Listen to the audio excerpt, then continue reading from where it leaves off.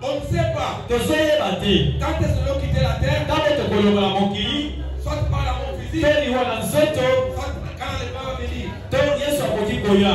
Parce que beaucoup ne savent pas dans quel temps nous vivons. Nous vivons dans le temps qui précède la seconde venue du Jésus-Christ. C'est ça ici.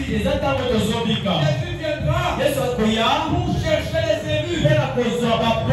Les élus. Est-ce que tu es un élu de Dieu? Tu es encore un hypocrite. Cet homme lui était riche en argent. Quand tu peux dire, pasteur, moi je n'ai pas d'argent. Je ne suis pas riche. Mais là où tu es, tu es aussi riche. Tu es riche en injure. Tu es tellement riche en injure. Tu es riche dans les mensonges. Tu es riche dans la prostitution. Tu es riche dans l'adultère. Tu es riche voilà, dans la boisson. J'étais assis là derrière. J'étais assis là derrière. J'ai regardé la salle. Alors que j'étais passé ici, j'avais dit que en venant ici, nous devions réfléchir. Au lieu de réfléchir, beaucoup de gens ici, ils ont fait beaucoup de petites réunions.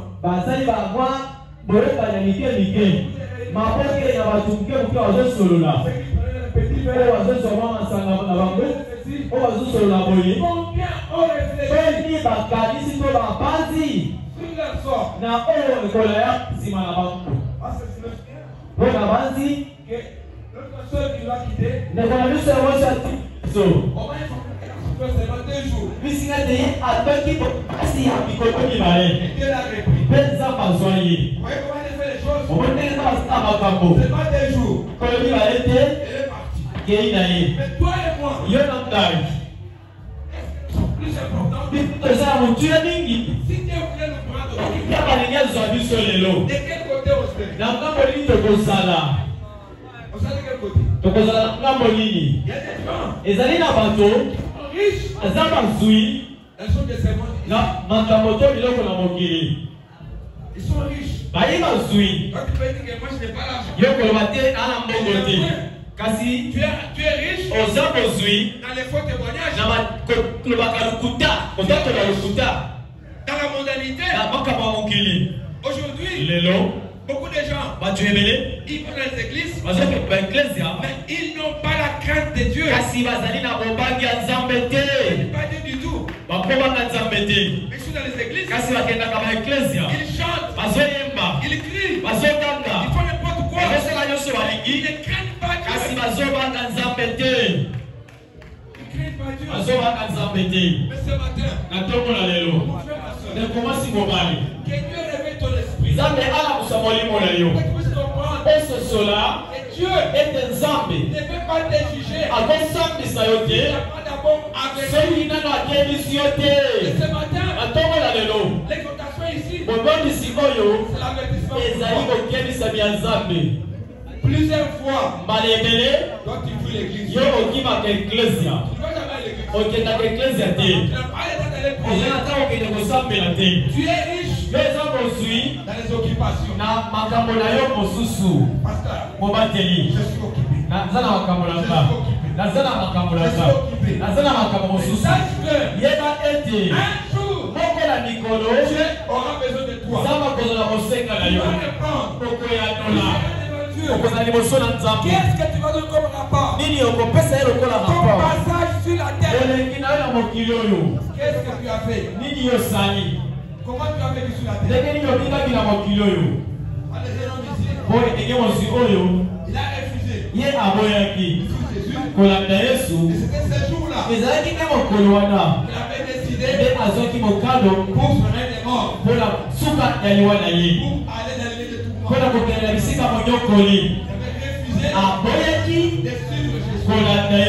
Et Jésus, il a dit, alobi aux pharisiens, na bafarisayo moi, ngai je suis en haut, naza ya likolo vous, bino êtes en bas. oza ya se C'est pourquoi je vous dis, yango nazolekisa bino vous là, bino kuna vous allez mourir dans vos péchés. ya kokufa na masumu na bino Si vous ne pensez pas, soki bozoyeba te ye nga nazali tu parles à l'église, okokende eglise sans savoir qui est Jésus. kozala koyeba oyo yesu azali Bien-aimé, alingani la mort, liwa ce n'est pas connaître qui est Jésus. ezali koyeba te oyo yesu azali Tout homme qui est ici, moto nyonso azali toute awa femme qui est ici, mwasi nyonso azali awa qui ne connaît pas qui est Jésus, ayebi te oyo yesu azali c'est un mort. aza ebembe Il est un mort. asili kokufa na ye Si tu ne connais pas qui est Jésus, soki oyebi te oyo yesu azali tu es un mort. oza ya kokufa Avec que tu marches. ata ndenge ozotambola La vie éternelle, bomona seko c'est savoir, yango koyeba c'est connaître koyeba le seul vrai Dieu. nzambe obe moko C'est lui qui l'a envoyé, oyebi mpe oyo atindi Jésus-Christ. yesu kristo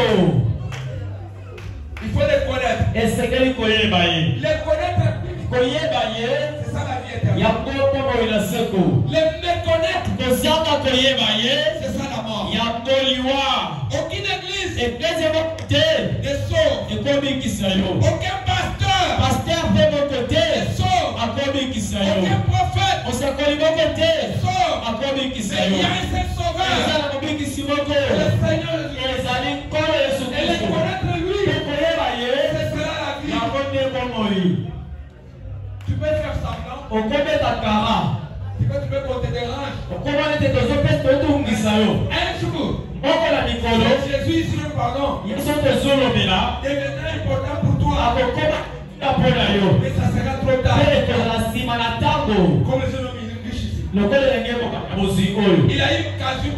azwaki kobondisami Il a eu l'occasion. azwaki litomba De malamu prendre une décision. ya kozwa mokano Et il a refusé. mpe ya boyaki Écoutez, yoka aller en enfer, kokende na lifelo ce n'est pas facile. ezali pete te Pourquoi? mpe na nini Dieu fait tout nzambe azosala nyonso pour que toi tu sois sauvé. mpo te yo obikisama Donc si tu vas te retrouver en enfer, soki omikuti na lifelo c'est toi-même eza yo moko qui as yo refusé nde oboyi la solution de Dieu eyano oyo nzambe apesi pour toi. mpo na yo Le jeune homme, elenge mobali oyo quand il a refusé ntango ye aboyaki de suivre Jésus, ya kolanda yesu vous lisez dans Luc chapitre 16, okotanga na luka mokapa somi na motoba vous verrez que komona ete c'était devenu encore beaucoup plus riche. akomaki na bozwi koleka Mon frère, ma soeur, ndeko na ngai mwasi mobali la richesse de la terre, bozwi ya mokili oyo ce n'est pas seulement dire que tu as Dieu. ezali takisi te ke solo ezali na nzambe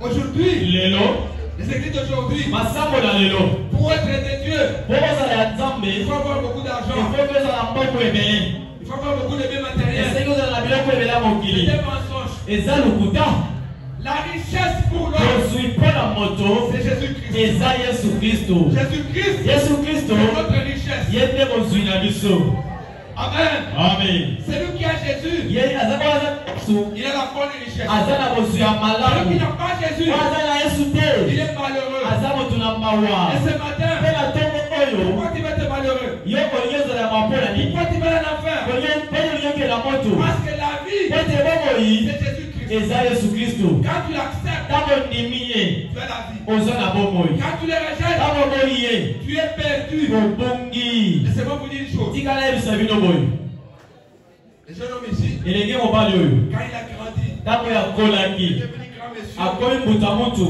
Il a eu beaucoup de biens. azwaki bozwi ebele Il a beaucoup mpe prospéré. afulukaki mpe Aujourd'hui, libelo beaucoup de gens de Kinshasa, bato ebele ya kisasa awa ils aiment les prédications de la prospérité. balingi mateya bofuluki Prospérité, bofuluki prospérité, bofuluki c'est bien. lona lona lona C'est la chose aujourd'hui. yango bato bazoluka lelo Le mariage, mabaka aller en Europe, kokende na poto occupe les gens. yango nde bato ezopesama na yango La vie éternelle, bongo ya seko ça ne t'occupe pas les gens. ezali kopesa bango ntina te Ils n'ont pas ce temps-là. baza na ntango